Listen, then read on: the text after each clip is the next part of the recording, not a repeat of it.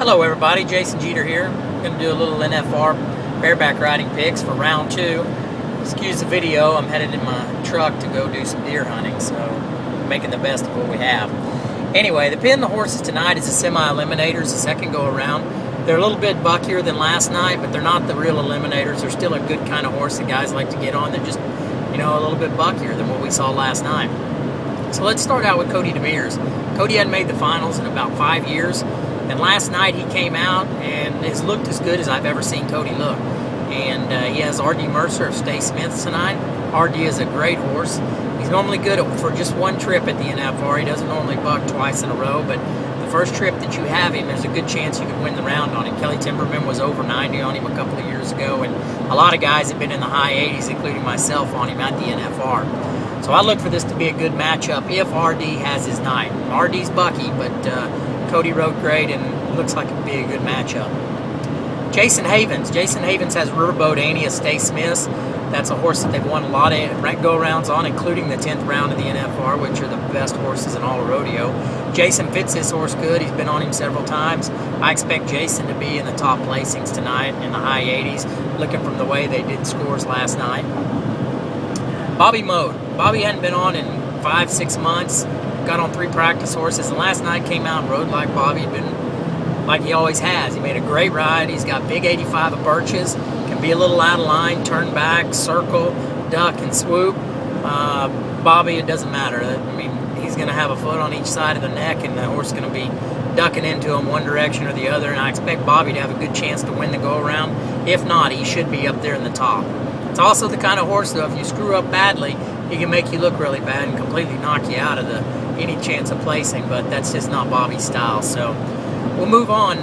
Who really impressed me last night was Casey Coletti, and I've watched him ride over the years, but last night he rode great. Had a very nice horse, but he rode really good, aggressive. He's wanting to win. He doesn't have that conservative first-year guy at the NFR look to him. He has Fancy Free of Scotty Lovelace's. It's a great horse. They've won the 10th round of the NFR on him before. This horse is a 90-point horse. They're regularly 90 points on this horse. Very fast. Casey has fast feet. He had fast feet last night. Should go out of a right-hand delivery on the far side of the arena, circle around to the right, and then turn and go down the chutes down the fence on the other side. And Casey's got a good chance to win, but he's got to stay aggressive around the corner. Whenever she turns left, she tends to want to rock a right-handed guy into his hand, and that can be a problem sometimes. So anyway, we'll be looking for that. I think Casey has a chance to be up there in the placings. Ryan Gray. Ryan Gray has Grass Dancer. Ryan Gray currently has tied the world record in Eagle, Colorado a few years back on this very horse. This horse is hit and miss. He fights his chute really bad. This horse broke Tom McFarland's wrist at Pecos quite a few years back and really put the hurt on Tom's career. Anyway, the horse fights the chute, typically doesn't buck that well. Ryan's good in the chute. He knows what he's doing. He's a veteran. I expect him to get out on the horse properly and not have problems in there. That could be the only downfall. If he fights his chute, he could have a weak day. Other than that, man, the sky's the limit. Ryan could be in the 90s, and if that horse has a good day, I know Ryan will ride him good, and I look for a big, big score with those guys. Tilden Hooper. Tilden rode great last night. He had a kind of weak horse. Tilden's been hurt. He's got some nerve damage in his neck, and it looked like he came back great from it last night. He hasn't been on until a rodeo school here a week ago during Thanksgiving, and I haven't talked to him, but he rode great last night. He didn't look hurt when he got off. He's got Gold Dutch of Big Stones, which came from another Canadian contractor. He's going to circle around to the right out there. He's a little square wheel.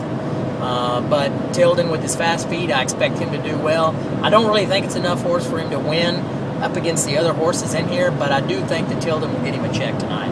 He's a good, solid horse. Tilden will make a good, solid ride on him, and I expect it to be good.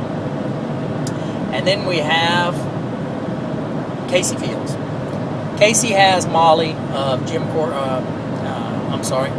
Kelly and Jim Kinney, and I don't know the horse a lot, but I have seen some high scores on this horse in the past. They typically win the short round at Cheyenne whenever that horse is there. Odessa Rodeo, they do well on the horse there. It's one of Jim's very best horses, and the way Casey's field riding, I I expect him to do well, and he has that kind of momentum to him that he can make a horse buck even if he's going to have a bad day. So I expect to see some really exciting riding tonight. I don't expect to see anybody get bucked off. There are some good horses in there that could buck a guy off, but they're matched up with guys that can handle them. So anyway, look forward to it, and let's be watching.